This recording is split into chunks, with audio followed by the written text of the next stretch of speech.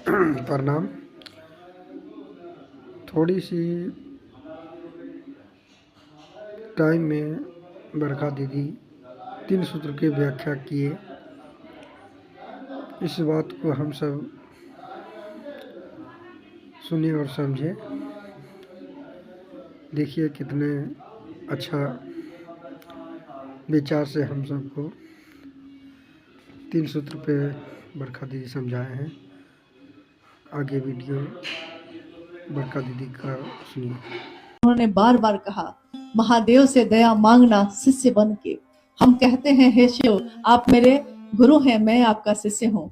बहुत ऐसी पंक्ति है साहब के द्वारा कही हुई जो सुनने में एक जैसी लगती है, लेकिन जिसके अर्थ बहुत ही विपरीत है। एक ही वाक्य है, वाक्य पंक्ति एक ही है, जैसा पहले सूत्र में है। क्या है पहला सूत्र? क्या कहता है? हे शिव आप मेरे गुरु हैं, मैं आपका शिष्य हूँ। लेकिन ये एक ही वाक्य है, लेकिन इसमें आधे वाक्य में अर्थ अलग है, आगे में अर्थ अलग। क्या अर्थ है? जब हम कहते हैं हे शिव आप मेरे गुरु हैं, साहब ने कहा कि इसको ऐसे समझिए कि जैसे आप जब कहते हैं कि तुम मेरी बहन हो, यानी तुम मेरी बहन हो मतलब हम भारी हैं और तुम मेरे बाद हो, तो मेरे अनुसार तुमको चलना है। लेकिन जैसे ही आप कहते हैं कि अरे तुम क्यों घबराती हो, मैं तुम्हारा भाई हूं, हे शिव आप मेरे गुरु हैं, मैं आपका शिष्य हूं, तो जैसे ही बोलते हैं कि मैं आपका शिष्य हूं, यानी हे शिव अब आप गुरु हैं और मैं आपके अनुसार चलने के लिए तैयार हूं। शिष्य वही जो गुरु आदेश अनुसार चले, गुरु के अनुशासन में रहे। अब गुरु का अनुशासन क्या है? एक स्कूल में चले जाइए तो गुरु का अनुशासन है कि 1 घंटी क्लास होगा, फिर 45 मिनट की कक्षा चलेगी, फिर घंटी बजेगी तो छुट्टी होगी, और नहीं तो फिर दूसरा क्लास चलेगा। तो अगर 45 मिनट की कक्षा चलनी है, क्लास चलना है, तो बच्चा को मन हो या ना हो, लेकिन क्लास में चला गया है तो उसको बैठना ही पड़ेगा। ये अनुशासन बना हुआ है स्कूल का। लेकिन आप उस स्कूल के परिधि में, उसके कैंपस में, उसके अहाते में चले गए तो आपको अब उसके अनुसार ही रहना होगा। तो जैसे ही हम कहते हैं कि मैं आपका शिष्य हूँ, मुझ शिष्य पर दया कर दीजिए, यहाँ है दया। दया उसके लिए मांगा जाता है कि किया कुछ भी नहीं, करने आता कुछ भी नहीं है, लेकिन तब भी महादेव आपसे चाहिए कुछ क्रिया न साधना, अयोग्य हूँ अभिज्ञ हूँ।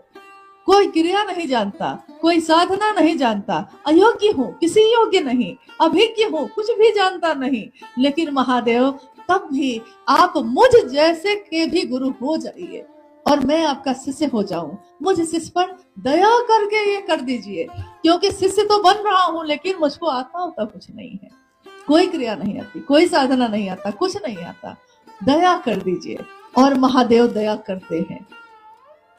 दूसरा सूत्र भी यही कह रहा है। देखिए दूसरे सूत्र में शिव की चर्चा का प्रचलन कभी पहले नहीं आया, पहली बार इसमें आया।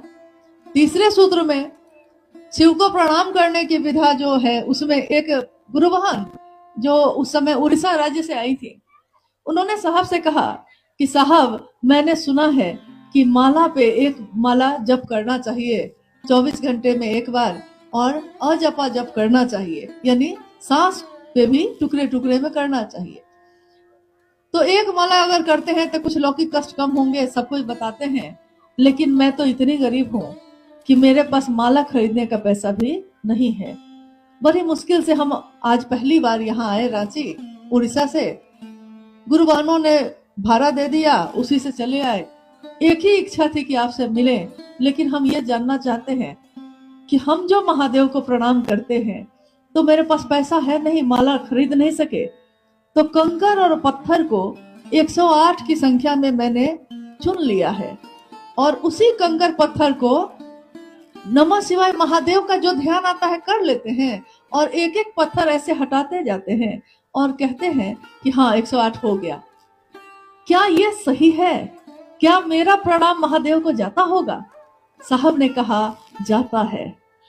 क्योंकि महादेव तो हृदय की हुंडी स्वीकार करते हैं, महादेव तो भाव स्वीकार करते हैं। प्रणाम करने का भाव हो तो महादेव प्रणाम ग्रहण करते हैं। वहां कौन सी माला, हर सांस ही माला है। सांसों पे मैं अपनी ही सांस पे, सांसों की माला पे जप लूं मैं शिव का नाम, मैं उस शिव का नाम सांसों की माला पे जप लूं। इस सांसों की माला को पैसे से खरीदा नहीं जा सकता। ये महादेव की दया से ही जीवन मिला है। इस जीवन में जो खून दौड़ता है महादेव की दया है। मुंह से जो महादेव की बात होती है, ये कान जो महादेव की बात सुनते हैं, इसमें भी महादेव की दया है। और ये मन उस महादेव को प्रणाम कर ले, इसमें भी महादेव की दया ही है। उन्होंने एक उदाहरण दिया उस समय इन तीनों सूत्रों को समझने का।